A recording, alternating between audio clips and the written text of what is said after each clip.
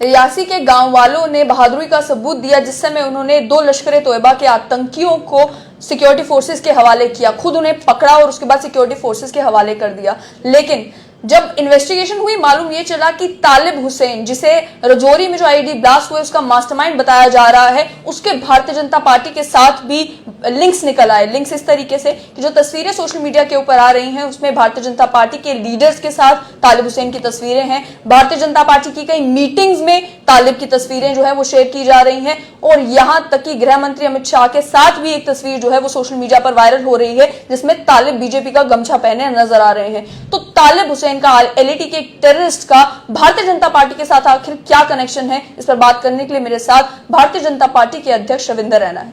रैना साहब, सबसे पहले आपसे यही जानना चाहूंगी कि तालिब, उसका पत्रकारिता से क्या कनेक्शन था, उसके ऊपर भी बात करेंगे, लेकिन पहले बीजेपी को लेकर समझना चाहूंगी कि जो चिट्ठी निकाली थी बीजेपी के माइनॉरिटी मोर्चा के अध्यक्ष ने, जिसमें उन्हें आईटी सेल का इंचार्ज और सोशल मीडिया कोऑर्डिनेटर बनाया गया, मीडिया कोऑर्डिनेटर बनाया गया, वो चिट्ठी क्या फेक थी, क्या वो चिट्ठी असली है और क्या वो सच में भारतीय जनता पार्टी में कुछ ही समय में इतना ऊपर तक पहुंच चुके थे कि सभी भारतीय जनता पार्टी के टॉप लीडर्स के साथ उनकी तस्वीरें हैं? मैं सबसे पहले जम्मू कश्मीर के रियासी डिस्ट्रिक्ट के गुलाबगढ़ के लोगों को मुबारकबाद देता हूं कि जिन्होंने लश्कर तोयबा के 2 दहशतगर्दों को, आतंकवादियों को धर दबोचा, उन्हें अंदर बंद किया। जब उन्होंने भागने की कोशिश की तो रस्सी से बांध दिया और पुलिस के हवाले किया उनको, जिसके बाद एलजी मनोज सिन्हा साहब और जम्मू कश्मीर के डीजीपी साहब ने उन गांव वालों के लिए उन्हें पुरस्कृत किया है, इनाम राशि उन्हें दी है। बहुत बड़ा एक देशभक्ति का जज्बा उन लोगों में है, मैं उन लोगों को बधाई देता हूं। रही बात तालिब हुसैन शाह की, जो वहां पकड़े गए 2 आतंकवादियों में से एक है। तालिब हुसैन शाह कई बार भारतीय जनता पार्टी के कार्यालय में मीडिया मैन, पत्रकार बन के आता था। और जो बीजेपी का पटका गले में था वो मीडिया मैन के तौर पर था या वो बीजेपी के वर्कर नहीं, के तौर पर था? जब वो पत्रकार बन के आता था तो उसके गले में कोई गमछा या पटका नहीं था। उसके साथ 2-3 और लड़के होते थे, एक के हाथ में कैमरा होता था, उसके हाथ में ये माइक विद लोगो, जिसको वो कहता था कि वो किसी यूट्यूब चैनल को चलाता है, और कई बार भारतीय जनता पार्टी की प्रेस कॉन्फ्रेंसेस में भी आता था। और भारतीय जनता पार्टी की जब बड़ी रैलीज होती थी उसमें भी वो जाता था एज ए पत्रकार के नाते से, as a media man reporting करने के लिए।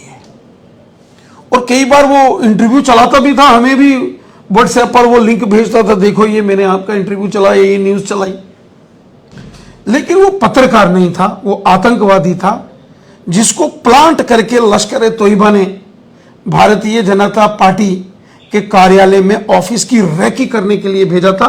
और बीजेपी के बड़े नेताओं की मूवमेंट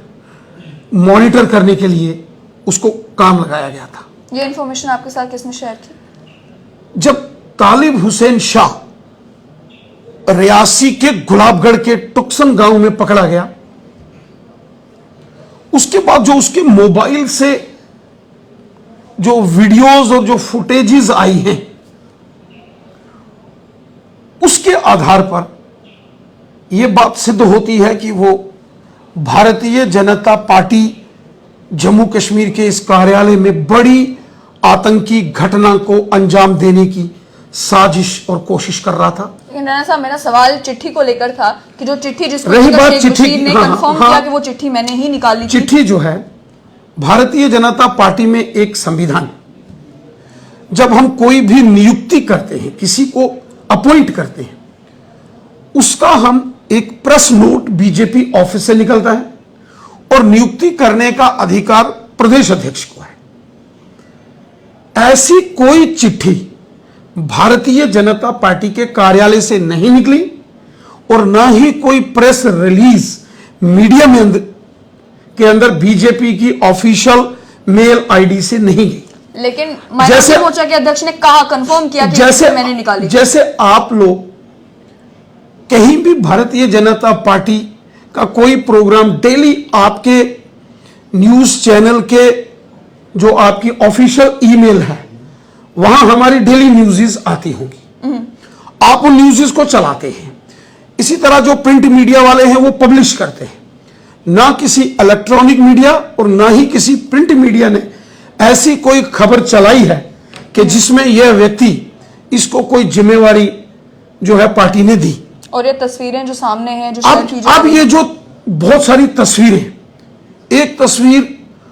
उसकी इस कार्यालय में आ रही है, एक तस्वीर उसकी बीजेपी की किसी बड़ी रैलीज में उसकी कुछ तस्वीरें आ रही हैं, और इतना ही नहीं उसके वीडियो फुटेजेस आ रहे हैं, वीडियोस जो शायद सुरक्षा एजेंसीज आपके साथ शेयर नहीं करती होंगी, लेकिन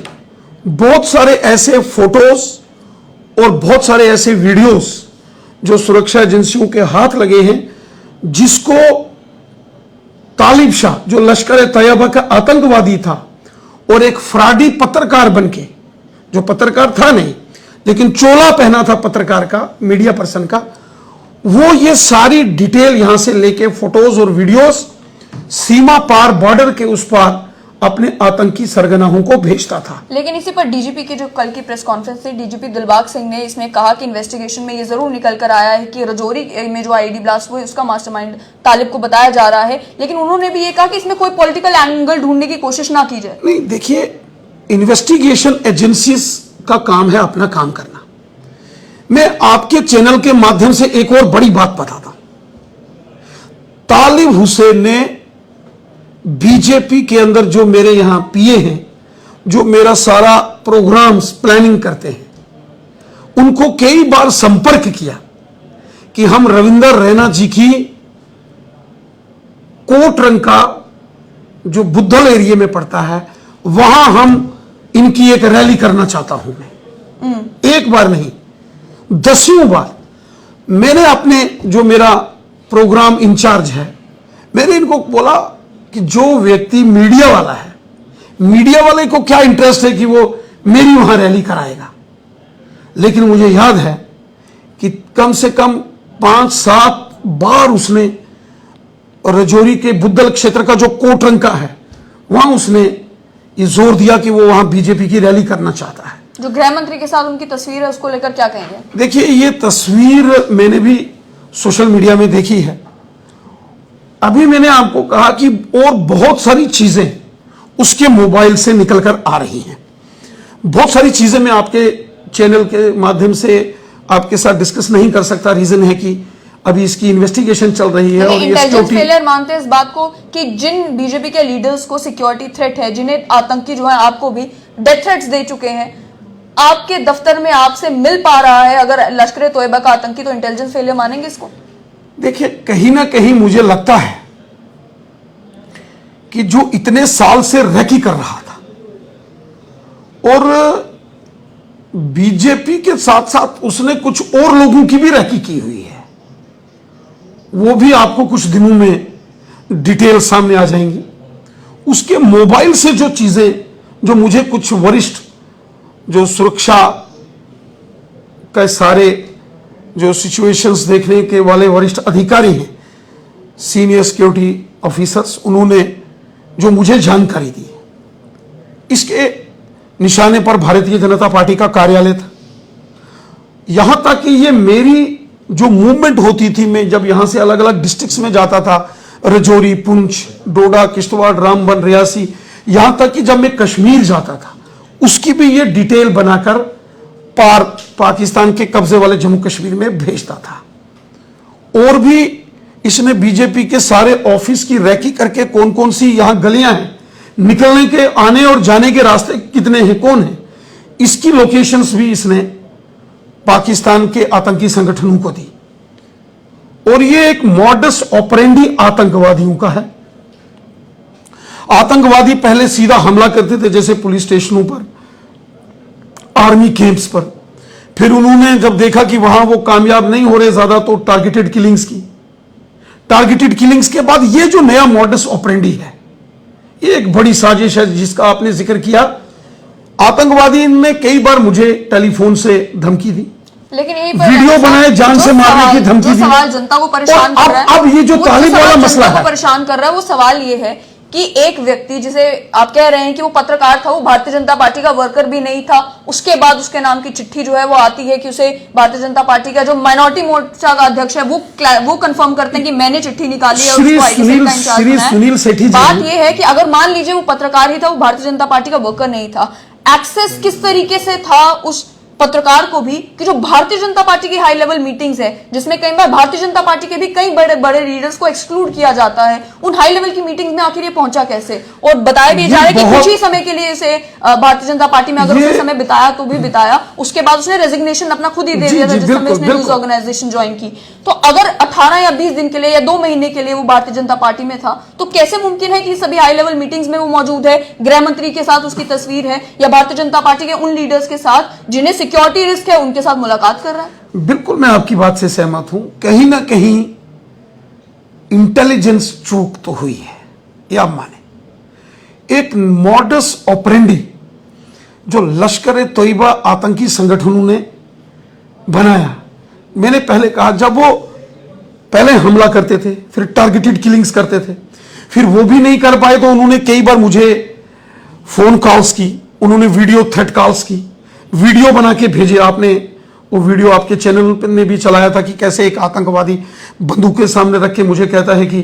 तेरे को जान से मार देंगे और आप यहां से छोड़ के चले जाओ। जब उसमें भी वो कामयाब नहीं हुए तो उन्होंने ये तरीका अपनाया कि इस तरीके से इनकी रैकी की जाए, मूवमेंट ट्रेस की जाए, मॉनिटर किया जाए और बाद में आतंकी घटना की जाए। इसलिए बीजेपी ने इस सारे मामले पर एनआईए जांच की मांग की। इस सारे मामले की नेशनल इन्वेस्टिगेशन एजेंसी, उसकी जांच इस सारे मामले में होनी चाहिए कि ये सारी इंफॉर्मेशन जो आप दे रहे हैं कि भारतीय जनता पार्टी के लीडर इसका टारगेट थे, ये सारी इंफॉर्मेशन सिक्योरिटी फोर्सेस ने, इंटेलिजेंस एजेंसीज ने आपके साथ शेयर की है, या आप केवल भारतीय जनता पार्टी की इमेज बचाने के लिए कह रहे हैं कि हम पार्टी में, वो हमारे शामिल नहीं था, वो हमें टारगेट बनाना? देखिए, आपने भी कई बार खबर चलाई है, नेशनल न्यूज चैनल ने खबरें चलाई हैं कि मुझे पाकिस्तानी आतंकी संगठनों की कितनी धमकियां फोन पर भी आई, वीडियोस बना के उन्होंने मुझे जान से मारने की कई बार धमकियां दी। और आपने देखा होगा, ना केवल जम्मू रीजन, कश्मीर घाटी के इंटीरियर एरियाज में, या कश्मीर के बड़े नेता नहीं जाते, अगर वहां किसी पुलिस वाले की शहादत होती है, या अमरीन भट्ट, अभी आपने देखा, मैं उनके घर गया, सब इंस्पेक्टर फारूक अहमद जो मीर साहब हैं, मैं उनके घर में गया, उड़ी के अंदर मुदस्सर हुसैन शेख जो शहीद हो गए, मैं उनके घर गया, और सोहरा के अंदर जो वहां कादरी साहब जो पुलिस के जवान सैफुल्ला कादरी साहब हैं, मैं उनके घर गया। और उसके पहले भी मैं, चाहे पुलवामा हो, त्राल हो, कुलगाम हो, शोपियान हो, चाहे बारामूला हो, कुपवाड़ा, बांडीपुरा, हाजिन हो, ऐसे तमाम आतंकवादियों के गढ़ जिनको माना जाता है, वहां भी अगर कोई देशभक्त आदमी शहीद होता है तो मैं वहां ताजियत पर अफसोस करने जाता हूं, उनके अंतिम संस्कार में शामिल होता हूं, क्योंकि जो देश के लिए है, जो भारत माता के लिए अपनी जान कुर्बान करता है,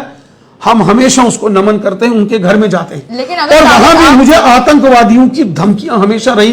क्योंकि जब मैं वहां जाता हूं तो आतंकवादियों को और पाकिस्तान के काले चरित्र को उजागर करता हूं, लेकिन अगर दुनिया को समझाता हूं। पार्टी छोड़ता क्यों? फिर तो वो रिजाइन भी क्यों करता? फिर तो वो पार्टी में बना रहता जब तक उसे क्लियर टारगेट नहीं कोशिश की ना, जो सुरक्षा एजेंसियों ने, जिसका आपने जिक्र किया,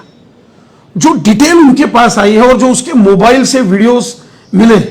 वो तो भारतीय जनता पार्टी के कार्यालय को बम से उड़ाना चाहता था। क्या आप नहीं मानते कि अगर यही तस्वीरें जो है किसी ऑपोजिशन पार्टी के लीडर के साथ पहुंची होती तो भारतीय जनता पार्टी के लीडर आज चिल्ला कर कह रहे होते कि देखिए इनका आतंकियों के साथ क्या लिंक्स है? तो देखिए, भारतीय जनता पार्टी ने एनआईए इन्वेस्टिगेशन की मांग की है ना। मैं जम्मू कश्मीर बीजेपी का अध्यक्ष होने के नाते से, आपका एक जिम्मेवार रेस्पॉन्सिबल न्यूज चैनल है, आपके माध्यम से लेफ्टिनेंट गवर्नर साहब को यह रिक्वेस्ट करता हूं कि इस सारे मामले की एनआईए जांच होनी चाहिए। तालिब हुसैन के किस किस के साथ लिंक थे, कौन कौन उसके टारगेट पर थे और कौन कौन उसके सपोर्टर थे, इंटरनली भी इन्वेस्टिगेट करेंगे कि पार्टी में किस तरीके से एक व्यक्ति जो है इतने ऊपर तक पहुंच गया। वो कहीं नहीं पहुंचा। मैंने कहा एज ए बीजेपी के अध्यक्ष के नाते से इस ऑफिस बीजेपी के त्रिकुटा नगर मुख्यालय से ऐसा कोई ऑर्डर नहीं निकला है, कोई प्रेस रिलीज नहीं निकली है जो मीडिया में गई हो। अगर मीडिया में कोई प्रेस रिलीज गई हो तो यकीनन आपके मेल पर भी आई होगी, बाकी चैनलों पर भी आई होगी, किसी के पास नहीं है, कहीं पब्लिश नहीं हुई, किसी न्यूज़पेपर में वो खबर नहीं आई, किसी न्यूज चैनल ने वो खबर नहीं चलाई। इसका मतलब बीजेपी ऑफिस से वो न्यूज गई ही नहीं है। लेकिन हो सकता है न्यूज इसलिए ना चली हो क्योंकि न्यूज इतनी इंपॉर्टेंट नहीं है। अगर किसी को आईटी सेल का इंचार्ज बना रहे, वो इतनी इंपॉर्टेंट न्यूज तो है नहीं कि उसमें मान लिया जाए न्यूज नहीं पब्लिश की है, लेकिन आप सर्च करके उसका नाम बीजेपी का ऑफिशियल ईमेल तो ट्रेस कर सकते हैं। तो बहुत सारे लोगों ने ट्रेस किया भी है, उनको मिली नहीं क्योंकि गई नहीं है। वो आतंकवादी था जो मीडिया के भेष में पत्रकार बनकर ऑफिस के अंदर आता था, लेकिन पत्रकारिता करने नहीं, वो इंटरव्यू बहाना था, वो रैकी करता था, आतंकवादियों के इशारे पर यहां बड़ी आतंकी घटना को अंजाम देने की कोशिश कर रहा था, जिसमें वो विफल हो गया। और इसका सारा श्रेय क्रेडिट रियासी जिले के गुलाबगढ़ के लोगों को, टुक्सन गांव के लोगों को जाता है, जिन्होंने देशभक्ति का परिचय देते हुए इन आतंकवादियों को धर दबोचा। वरना जो जानकारी हमको प्राप्त हो रही है, ये बहुत बड़ी आतंकी घटना को अंजाम देने की कोशिश कर रहा था। बहुत बहुत शुक्रिया। तो आपने साफ तौर पर सुना कि भारतीय जनता पार्टी के अध्यक्ष, जम्मू कश्मीर के अध्यक्ष रविंदर रैना का ये कहना है कि इसे इंटेलिजेंस फेलियर जरूर माना जा सकता है कि किस तरीके से एक आतंकी जो है वो भारतीय जनता पार्टी के दफ्तर में भी पहुंचा, भारतीय जनता पार्टी के लीडर से भी मिला। लेकिन इनका यह भी कहना है कि पार्टी के तौर पर जो इनकी बातों से समझ में आया कि पार्टी डिसएसोसिएट कर रही है अपने आप को तालिब से और कह रही है कि उसे केवल एक पत्रकार के तौर पर देखा जाए, उसे भारतीय जनता पार्टी के किसी वर्कर के तौर पर ना देखा जाए।